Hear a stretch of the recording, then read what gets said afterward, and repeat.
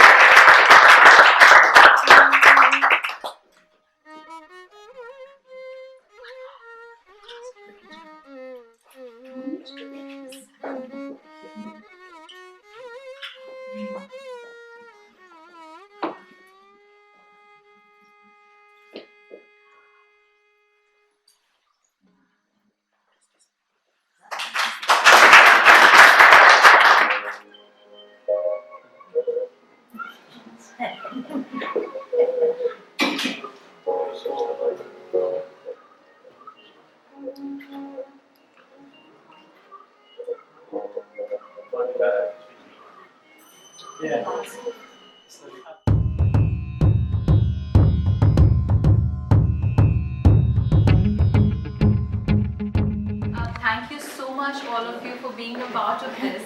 Like I said, hopefully this will be an interactive, very informal discussion. So please feel free to chip in, shout, whatever, and it'd be amazing to have your thoughts and inputs into this today. We're talking about art, women, and the mind, how they are interrelated, and how that links into emotional well-being, and how art can kind of transcend everything and be the universal language that's spoken across worlds.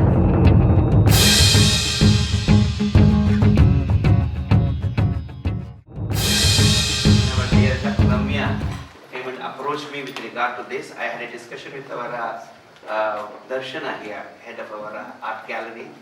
Then we thought of organizing this seminar here at the Bhavan with our painting exhibition, including all these subjects that we are going to listen to them, the experts today. So today, the seminar on art, women and the mind, organized by our dear Dr. Ramya. I'm sure it will be a great success with such wonderful, wonderful people here in the panel. We thought we are coming to enjoy, because the only thing which I can say is our subject, I being a dancer and a woman with some kind of a mind to appreciate other people's works, that is all.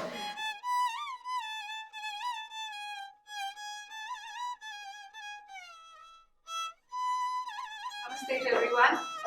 I'm really honored to be here, though I don't think I'm equipped enough with the right content to present myself, nor am I dressed well. I've been driving from pillar to post since morning with summer school classes, and hence have not had the time to better myself in presentation, both in presence as well as in content. Yet, I could not say no to Dr. Ramya, because as you can see, she is such a powerful personality that when she puts forth a question, I don't think anyone can answer in the negative. Oh, that's so kind. There's so much positivity about you, and looking at these vibrant colors, I think they are truly representative of the personality.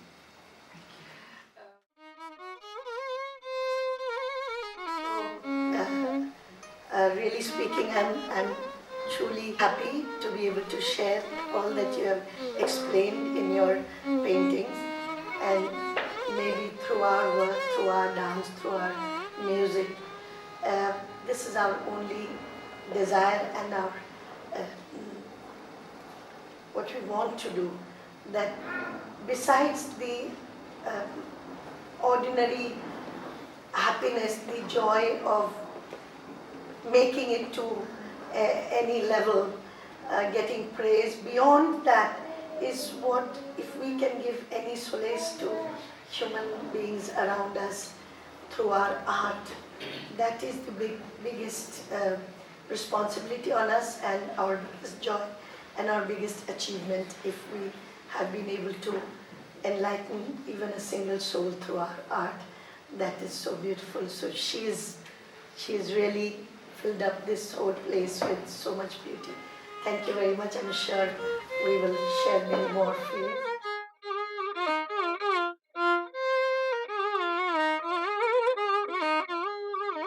Because I know her personally for the past 10 years.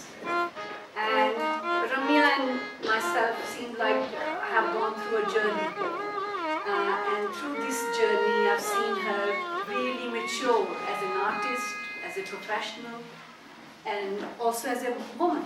I mean, I can see that her paintings have actually taken a different shape and form, and she's become much more bold and courageous in her use of color. She keeps a very traditional aspect to her art form, and which also is almost a desire, her inner desire to keep the language across cultures. So she's still very linked with her roots, but she's also really manifested her, inner attributes in a very Western culture. If she has a good mind and a good heart, she is perhaps the best creature on this earth to be able to give everything. And of course we know that regeneration and progression and everything that a woman can do is so beautiful, and seeing everything around with so much of bright colors, which again is representative of women. So yes, the brighter we are, the more positiveness we can give around us, and we can share everything very happily, very joyfully. So I think the theme is really well chosen, and I sincerely believe that this actually theme is all about three aspects of her. I think the real art for me, not that she is a great painter and a singer, is that how she's actually kept everything together. How she's actually brought her inner soul, where she really feels at home through painting, through singing, but how she's actually really excelled in her career, kept and working as a consultant, and then how she's also working with very challenging, themes, working with people's minds, with families' minds. So it is a theme which is really, I believe, is a personal journey, and that she's allowed us, we were celebrating her success as an artist, but actually it shows something very deeper within, and it's about, to me, the mind is soul. I mean, not as a Western concept of thinking mind, it is about the deeper essence. And I think today she has brought that forward. And well, I'll sort of talk a bit about my work. I mean, when Ramya asked me to be on this panel talking about women, art and mind, I thought, well, I know a little bit about two of those things and almost nothing about one of them. And I'll let you fill in the gap. I suspect it's the middle one, the women. yes, woman with a good mind is a very powerful being. A life which, as she has portrayed so beautifully, a woman in so many roles to take care of really everything and anything which is around her. I think there's a personal message, but I am sure that when you've gone through, they have spoken to you. These pictures have spoken to you as in a very personal way. So it becomes very universal. It doesn't need a word. For me, I was looking at it and I was asking myself a question: what brings these? Yes, color is vibrant, bold, courageous, hues, but something about eyes caught me. Eyes as if they brought them to life. So I was thinking, it's something about, eyes soul to the mirror, the mirror soul. So it's something really which speaks, very, very openly about it. What can I say? I mean, she's my friend, I will be biased. But what I am saying is that as a woman, and perhaps I identify with her struggle and journey and all that, the real artist is also about synthesizing all aspects and taking it forward. What best is for her children to actually see a role model which is actually bringing everything, not stopping at pursuing her own inner wishes and inner what you can say a flame to actually show her work like that, but also really as a mother, the motherhood, and taking that forward, creating a family life, keeping it together. I think that is an art, and that is an artist. So I really, really am privileged to come here, being your friend, and I'm privileged to be invited here. It's really a pleasure. Thank you very much. But I want to talk about art. In ancient Vedas, there is a beautiful sentence: Sa Vidya ya vimuktaye. In this context, we could use that Sa Kala ya vimuktaye. That is real art, which helps us to release ourselves from our bondages. I've been very fortunate to have a career in the NHS, the past 30 years working as an art therapist, and it's been fantastic to see the change that art and music and drama therapy have had on people's lives, and given them the ability to express things that are very painful in people's lives and very difficult to perhaps talk about, and to be able to use art as a curative medium has been a real privilege. Second one is women. Yatra naryastu pujyante namante tatra devataha. Where we respect women, that's where celestial beings shower their choicest blessings on us. Finally, the mind. Mana eva manushyanam karanam bandha mokshayo. It's the mind which helps us to release from all bondages. It's the mind which can cause our bondage on this earth also.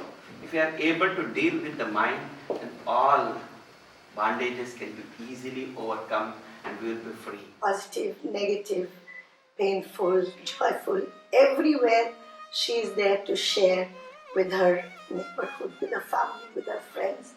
And a role of a woman, if we can truly live the right kind of woman that I personally myself also think is one who is always there for anyone, anywhere, on the road, at home, and to hold a supporting hand. That should be, I think, a woman. These were three women who'd had different therapies, different treatments over time. But what one of them was saying was that she's able to come to art therapy and use art, and if she wants to talk about the pictures and images that she's drawn, she can do. If she wants to retreat back and just create art, she can do that as well. And that's much less threatening, much less challenging perhaps than a one-to-one situation. So that was quite an interesting sort of comment really for someone who's found art therapy to have immediate and long-term benefits. And this was someone who also said that she'd suffered abuse when she was younger and was able to work through a lot of that using art. If I were to say what it feels to be an artist, I think I feel the power of creation. A woman artist. Yes. The mom's feeling hopelessly outnumbered here. I didn't want to stress that there's so many men here, didn't want them to feel uncomfortable.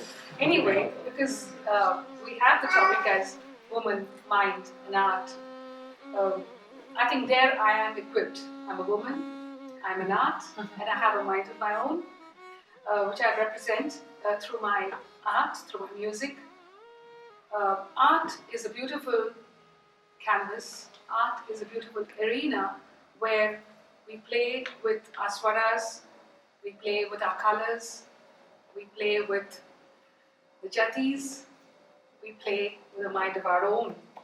And hence, every artist, no artist is like another. I mean, though we have the Guru Sishya Parampara, I really believe that we only take what the Guru gives us. We truly can't completely do or copy what the Guru does. We have a mind of our own, we have a way of our own, we have a direction that we look at, and we've taken what has been so magnanimously given by our teachers, by Gurus, and we try to figure out our own ways, directions, and chisel our art form. And hence, I thankfully remind myself about my wonderful Guru, Dr. M.L. Vasanta Kumari, who gave this art form to me, and it has been so much of joy, happiness, and creation all the way. I've been in this field for 30 years, and I started as a teenager, and I think there has been no looking behind, because I wanted to be a doctor, because I thought creating,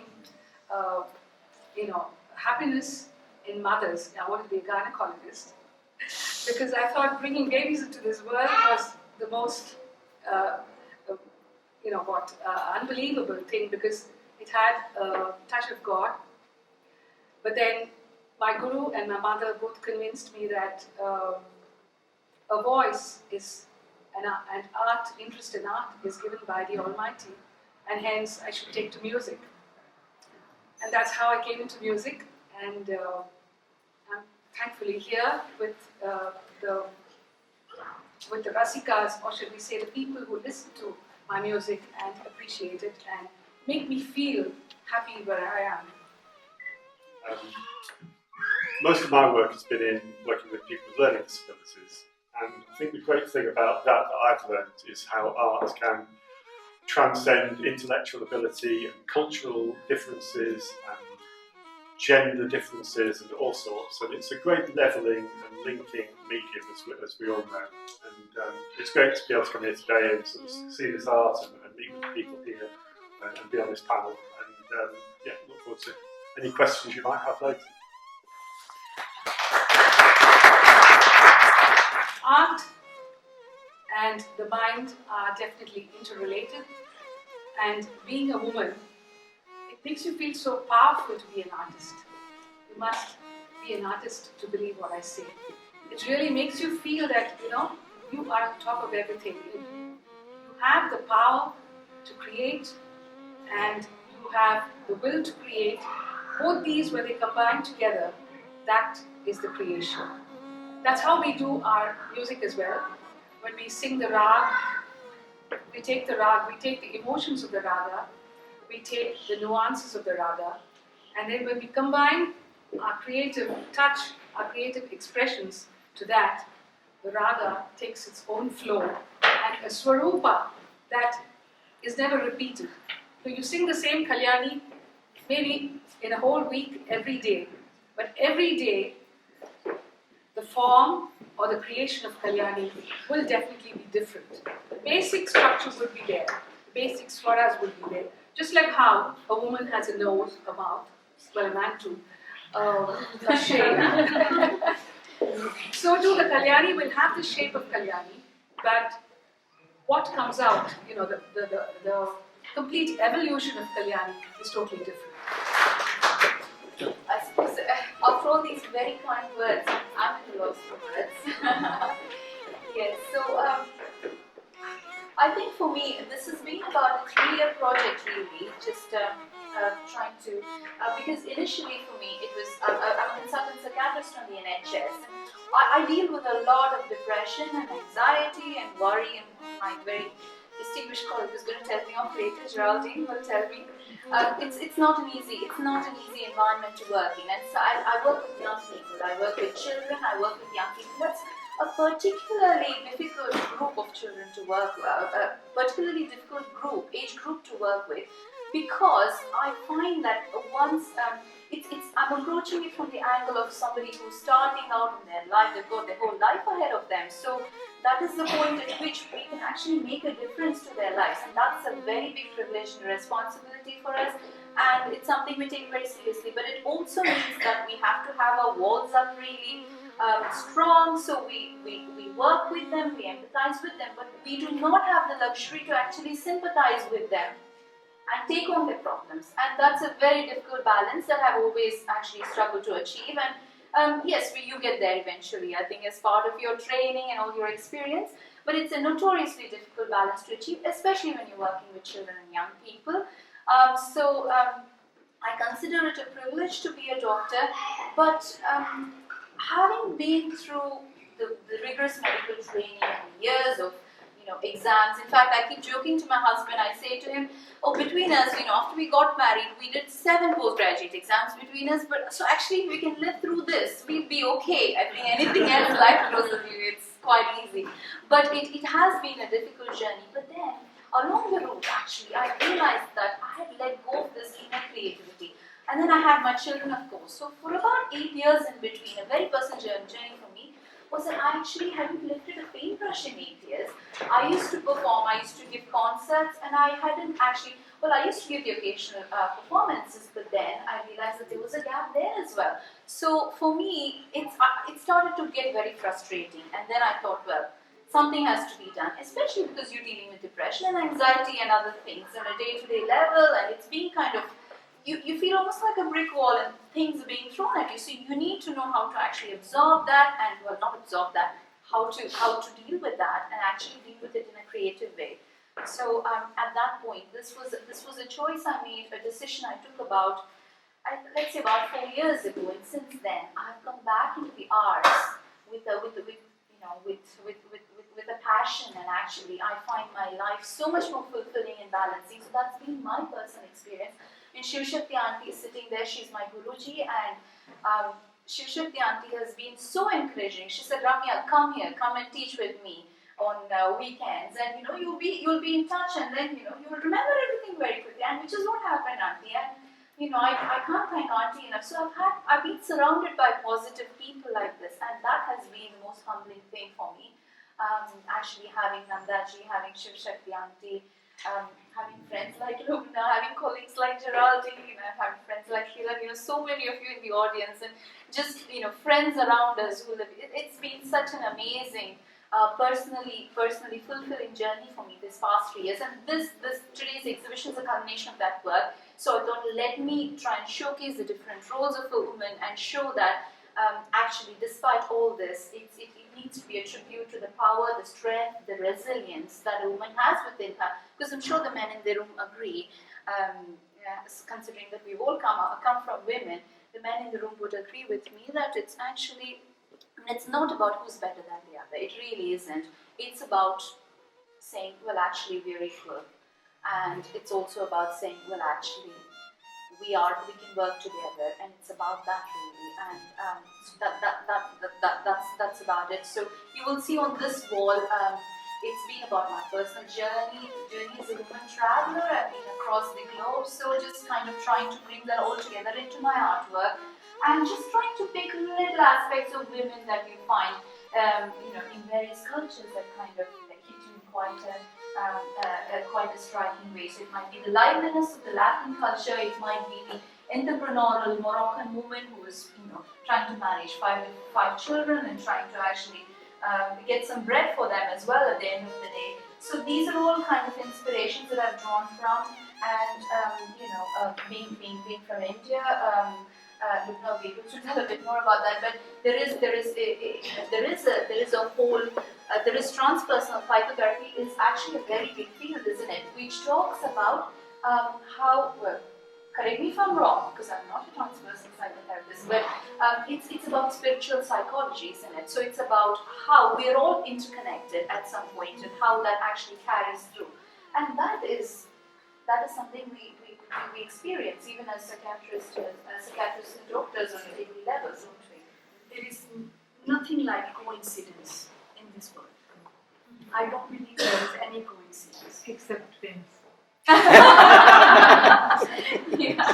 There is no coincidence. We are connected, and we are meant to be in each other's life at the right moment, at the right time for some message and some give and take.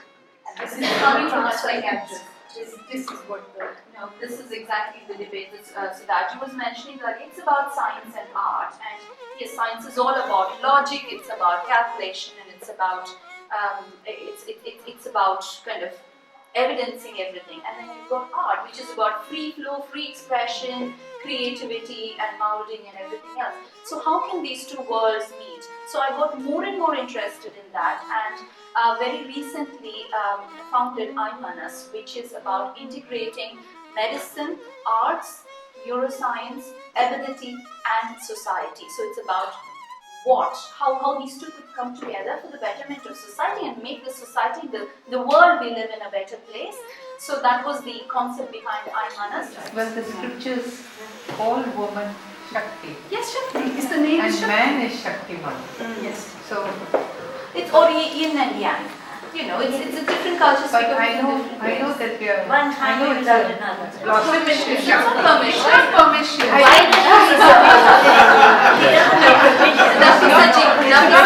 don't need permission in the way of I allow permission. Yes. Yeah. But it's a kind of, as you put it very perfectly, it's the silenceness that has allowed you to blossom. And that is a purpose. I would agree with you. I think there's a permission on both sides No, to but- allow you to actually go on your own But then journey. the woman is feeling a little complex about this word permission. Yes. But it's not the permission of I allow you to do it. It's I'm there behind you to let you blossom. Yes. And That's that an is inspiration, that's not the mission. Inspiration, motivation. The mission, she only needs to have this. Music for good sleep. I can't say I'm an expert because I'm a blues guitarist, so that would probably keep you awake. The sound of the waves and the sea make you relax and fall asleep. Because now when we talk about sleep hygiene to our children, we talk about apps. So there are lots of apps, there are iPhone apps. And I've also had conversations about art and its place in medicine. And I think it was mentioned earlier that science hasn't quite accepted it. And I think in the NHS it's all very idealistic to have an art in hospitals, but when it comes down to it, it's about funding and who's going to run it, who's going to organise it, what money are you going to take away from conventional therapies to put into art therapy. But from being an artist as a background, it is a huge need for it. I've always thought that it's the humanity in the person that is art. I think that's what brings out the humanity in the patient and in the doctor. It reminds the doctor of why they became a doctor, and it reminds the patient of help when they are in disease. So I think there's a huge need for it. If only more hospitals adopt an arts and health project, that'd be great. But just to round off what we've all discussed, I think just about the different aspects you were mentioning, there are distinct elements and then there is the integration. All I will say is that as a woman from the East who has lived in the East and worked, all my working life has been in the West, I have realized there's two things. One is the attribution we make, the internal attributions we make to what happens to us. As an Eastern woman, I might attribute it to, not just as an Eastern woman, as somebody from the East, I might attribute it to fate or to God or spirituality a lot more. Whereas in the West, the attribution is more to oneself as an individual. And that I think is a very fundamental difference because it reflects in the way we respond to things. So if I'm depressed, I might say, well, actually, it's me, if I was in the West. Whereas if I was in India, I would say perhaps, well, actually, oh, it's all fate and it's happened to me, or it's, it's the will of God. So, but that particular attribution, because it's so different, actually reflects on how we actually respond to situations and things. And so it's important to make that distinction. But it's also important to remember that we are now in an increasingly globalized world. I travel from here to there, and there's Sudhaji, I think, travels continents, so she will be able to vouch for that. But it's about how, it's no more about East or the West or any other direction. It's more about how we are global citizens and how we actually can function as global citizens. So in that context, I think it's really important to bring integration. The best of the East, the best of the West. And that's where the real integration really happens. Cool. So yeah, it's been a pleasure and an honour to work with such distinguished musicians. And as we've heard all evening how great Ramya is, I can just only add to that and say I've only been a doctor for about a year now. I'm just coming to a year next week. And it's great to learn from a consultant in a way that she's so open and humble and down to earth. Because my experience with consultants as an FY1 doctor has not been that. So they tend to work us down to the bones and don't really appreciate that kind of stuff.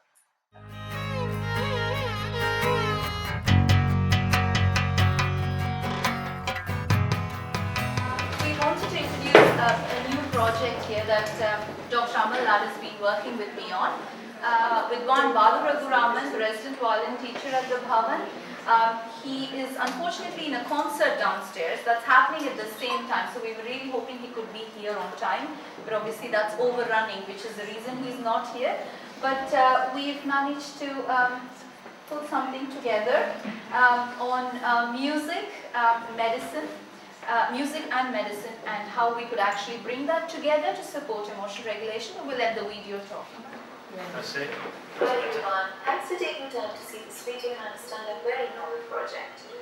How did this come about? As a psychiatrist and as a musician, I experience the attraction between mind and music at a very personal level, and I find that music is a wonderful, wonderful outlet for me. It calms me, it soothes, it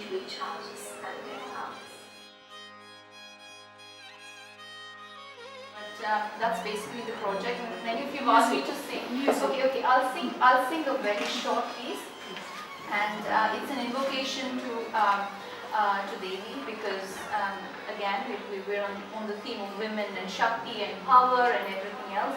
It will be a fitting tribute, and we end it there, if that's okay.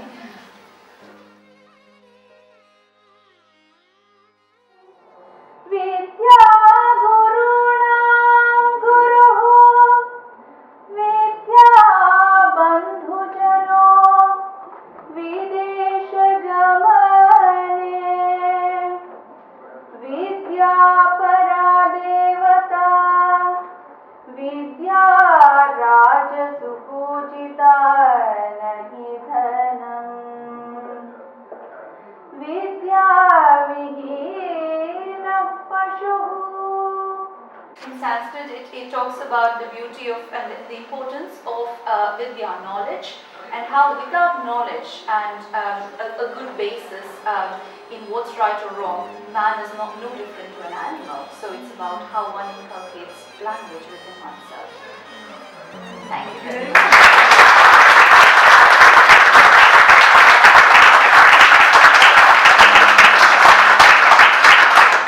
Ramya, thank you all for coming in such a large number to support Bhavan and Ramya and the cause for which we work here at the Bhavan. Namaste.